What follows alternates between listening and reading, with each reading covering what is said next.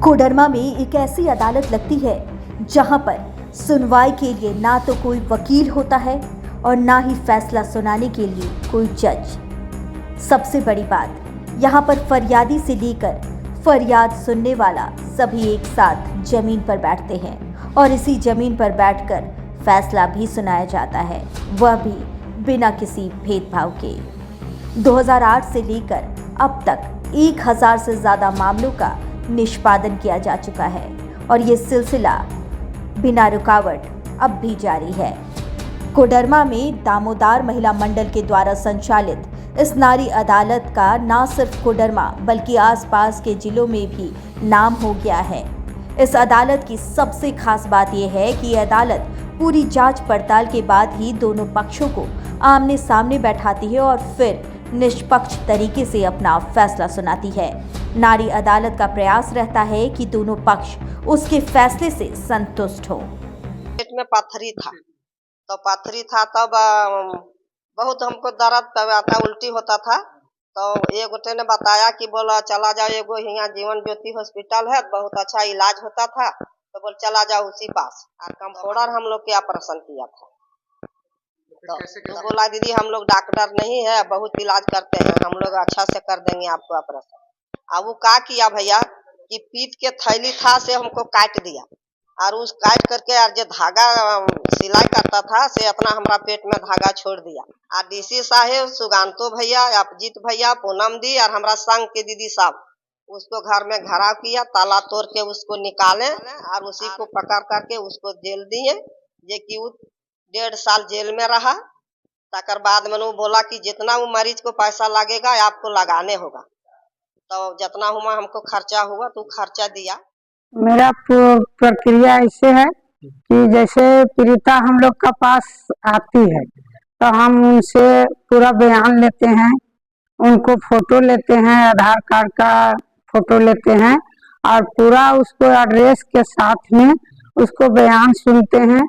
फिर हम लोग नोटिस बनाते हैं और वो नोटिस ले करके किसी का सहारा से नहीं, हम लोग अपना सहारा से जाते हैं उनको घर। और 28 को जब लेते हैं तो उसको 16 को बुलाते हैं और 16 को लेते हैं तो 28 को बुलाते हैं। उसको ज्यादा जरूरत पड़ता है तो बीच में भी फैसला हम लोग रखते हैं।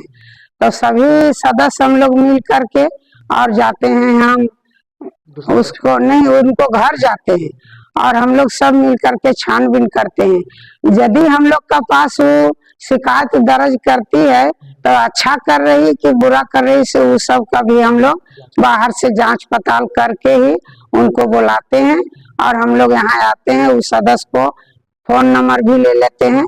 तो एक पार्टी आ गया, एक यदि नहीं आ रहा है तो उनको भी बुला करके और यहाँ भी जो हम लोग फैसला देते हैं सो एक पक्ष का नहीं देते हैं, दोनों का बात सुनते हुए उसमें मुखिया आवे, गांव का मानी गिनी व्यक्ति, जानते हैं भैया कि गांव में तो बहुत तरह का आदमी रहता है, सभी को आते हैं और हम सबको सुन के ही हम उस चीज का निर्णय देते हैं। अदालत में पहुंचने वाली महिलाओं का कहना है कि जो महिलाएं पहले घरेलू हिंसा उत्पीड़न से जुड़े मामले को लेकर थाने और न्यायालय में जाने से कतराती थी, अब बिना डर के वे अपनी बातों को अदालत के सामने रख रही हैं। इस अदालत की सबसे बड़ी खासियत यह है कि यहाँ पर बिना किसी भेदभाव के फैसला सुनाया जाता है। हम लोग के यहाँ अभी अधिकतर घरेलू हिंसा लड़की के लेकर के मामला आता है। जो लड़की को घर में प्रताड़ना करना किया जा रहा है, जैसे मार पिटाई हुआ पति के द्वारा या तो फिर सास ससुर के द्वारा हुआ, तो ये सारा केस हम लोग के यहाँ आता है। जो अभी 1000 केस हम लोग को यहाँ से हम लोग कुछ उसमें निष्पादित किए हैं, जिसमें 2-4 को केस है जो हम लोग को थाना तक पहुंचल है कोर्ट। बाकी जो भी हम लोग का केस आया है यहीं से हम लोग निपटारा करते हैं। इसमें ऐसा नहीं है कि खाली हम लोग का महिला का ही केस आता है, सिर्फ इसमें भैया लोग भी, पुरुष भी अपना केस लेकर के आते हैं कि मेरी पत्नी नहीं रह रही है या तो बच्चा लेकर के भाग गई है। अभी है चौपारण थाना में, हम लोग महिला थाना में एक केस डाले हैं। जो लड़की है वो बच्चा लेके भाग गई है और लड़का मतलब पूरा परेशान है, कभी चौपारण थाना जा रहा है, कभी महिला थाना जा रहा है, कभी नारी अदालत आ रहा है। तो उनसे भी हम लोग अभी बात किए, महिला थाना में जाके आवेदन दिए, तो वहां पर भी बोली है मैडम कि ठीक है आइए हम लोग दोनों पक्ष बैठा के पूछेंगे। मामला को लेकर? तकलीफ जैसे हस्बैंड जो हमको शादी किया ना सर, तो हमको शब्द ना क्रिया के करिया इसको नहीं रखेंगे, अच्छा दूसरा शादी कर लिया। अच्छा दूसरा शादी कर लिया तो हम 32 साल नहरा में रहेंगे। भाई बाप रखा आपको और पूरा बीमार हो गया, इलाज उलाज कुछ नहीं किए तो बाप ले गया हम मैके में इलाज चला। तब मारपीट जब किया, यहाँ जो पछली कन्या किया से मारपीट किया तो हमको पर पे बैठा के फिर लाया। अच्छा लाने के बाद में फिर थोड़े दिन साल भर हस्बैंड मेरा पास में रहा। ताकर बाद में बेटा आया सतीन जो है से मारपीट करके और धान धुरा जो खेतबाड़ी में किए से 2 ट्रैक्टर धान हुआ, लोड कर ले गया यहाँ जोगी डिपो से, जोगी डी ले आया।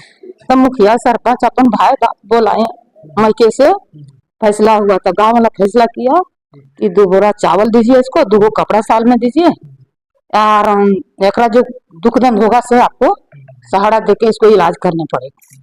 तो कुछ नहीं सुना, काम करके कुछ नहीं सुना। तब महिलाओं दीदी जी को अदालत कोर्ट में हमको भेजा है। हाँ। यहाँ से आपको इंसाफ मिलेगा? मिलेगा। मिलेगा। हाँ। क्या नाम है आपका? बता दें कि हर महीने की 16 और 28 तारीख को नारी अदालत में मामलों की सुनवाई की जाती है। कभी कभी विशेष परिस्थितियों में इन तिथियों के अलावा दूसरी तारीखों में भी नारी अदालत लगाकर महिला उत्पीड़न और घरेलू हिंसा से जुड़े मामलों का निष्पादन होता है। जिन मामलों में नारी अदालत में फैसला नहीं हो पाता, उन मामलों को नारी अदालत के जरिए थाने से लेकर न्यायालय तक ले जाया जाता है, जहां पीड़ितों को इंसाफ मिलता है। कोडरमा से संवाददाता पीयूष के साथ 99 न्यूज़ ब्यूरो की रिपोर्ट।